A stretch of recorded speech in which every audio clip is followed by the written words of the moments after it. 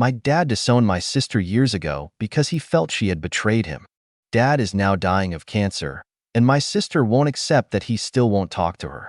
How can I get her to accept Dad's wishes? My family used to be really close, but that changed when my dad, 55, discovered that my mom, 54, was having an affair with John, my dad's childhood best friend.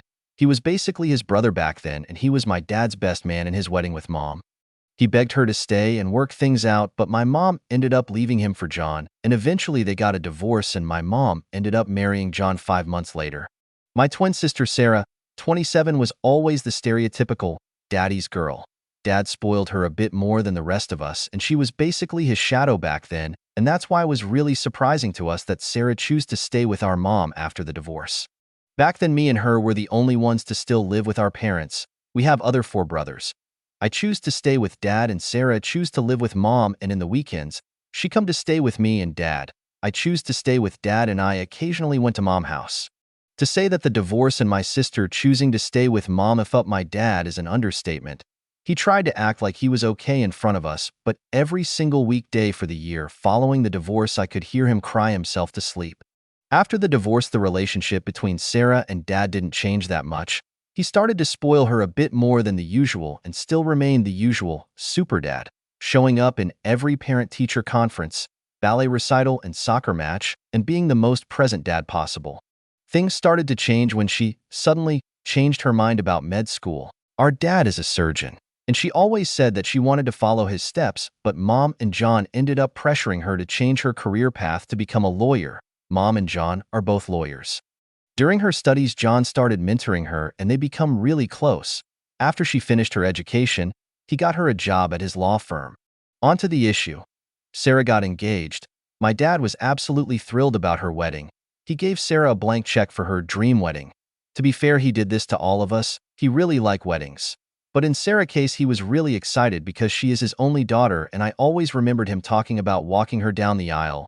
Like every wedding that we went to, he always said to her that he couldn't wait for the day to walk down his little girl down the aisle.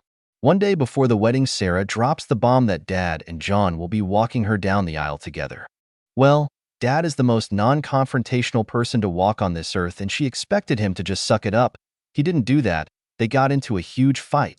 First time I see he get angry. And in the end, he didn't attend the wedding and John ended up walking Sarah down the aisle. The fallout was massive.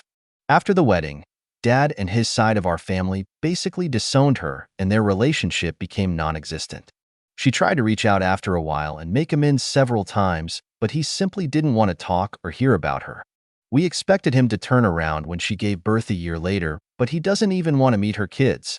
Earlier this year, 3 years after her wedding, he was diagnosed with pancreatic cancer and unfortunately the treatment didn't work and he is terminal. Even with that, he still doesn't want to see her again, and she doesn't understand that. I am very close to my dad and these last few weeks are being really difficult to me. How do I convince her to let him go? Best comments. OP gives more information about his sister's reasons and OP's relationship with her. There really isn't anything you can do. There is no way to make this less awkward or horrible for her. She made her choices years ago. Now she has to live and die with the consequences.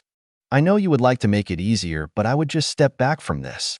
The only statement should be, I'm sorry, Dad still doesn't want to see you. And spend all your energy on your dad, not on a dead relationship. I would say that by her choosing the man who took his wife and life away to walk her down the aisle, that she was the one who chose to disown her father. She needs to live with the consequences. Absolutely. To wait a day before the wedding to drop that bomb. She knew it wasn't going to go over well. Terrible situation all around. Was Sarah 10 years old when she went to live with your mother? Did Sarah give a reason for why she included John to walk her down the aisle? Yes, she was. Apparently was my mom's idea and my sister accepted because John has done so much for me, which I honestly don't understand. My dad paid for her whole education. When we moved to another city to go to college, my father would spend hours talking to her on the phone every week and he used to travel every 15 days to see us, a 3-hour flight by the way.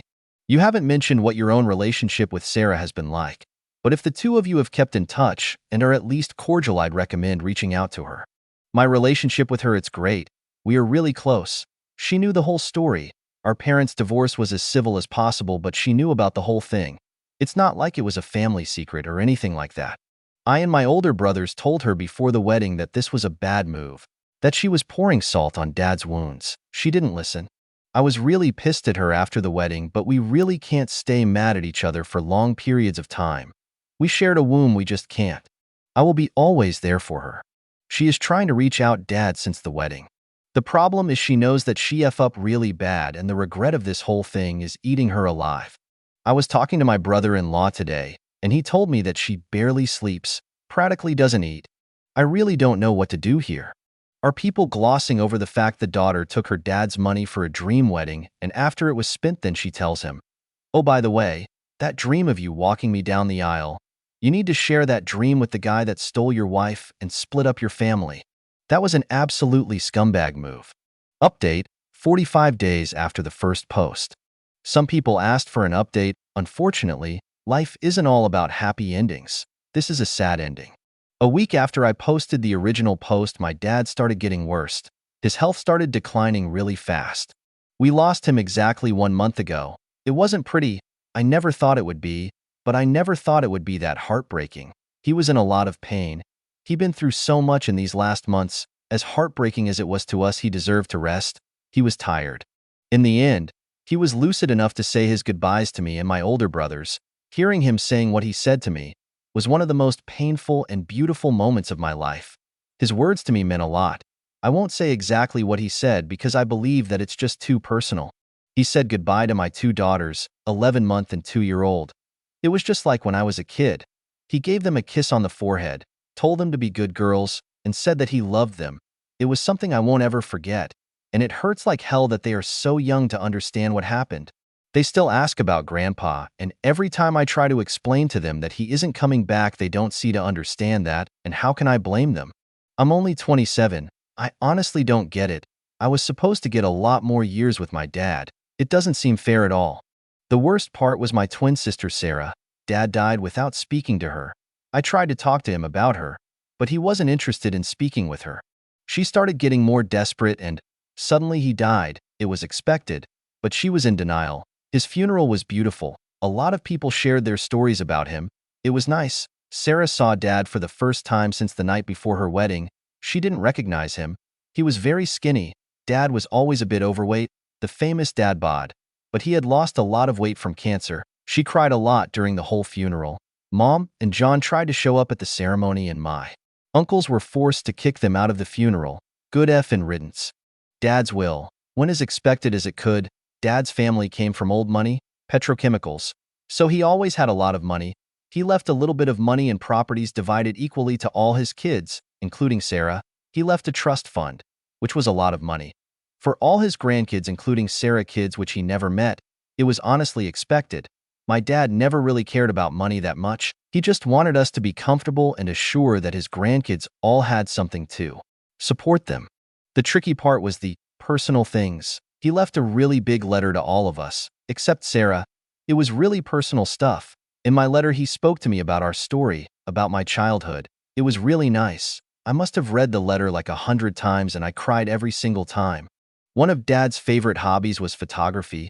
He was quite an enthusiast, and the subject of his photos was pretty much our family. When he and Mom were together, later it turned out to be just me and my siblings. As a result of this, we had a lot of pictures from us growing up.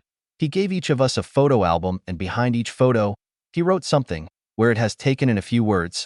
I was honestly very surprised with this. He must have done this long before he died. It was a very thoughtful goodbye gift, something that was very typical of Dad.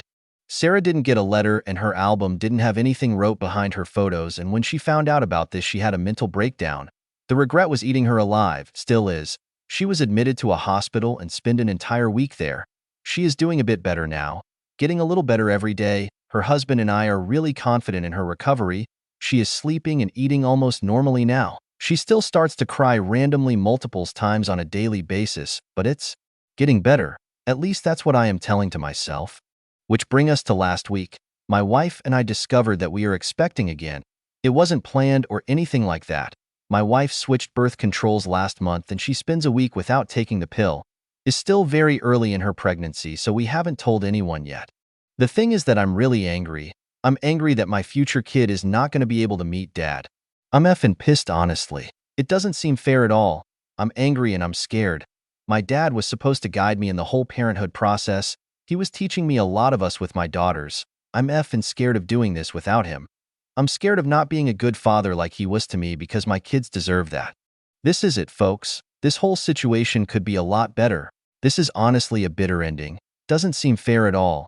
But that's the thing about life. It's actually never fair. I want to thank everyone who gave me advice and to everyone who reached out and offered their support in the chat. I was very lonely at that time. It meant a lot to me. Thank you.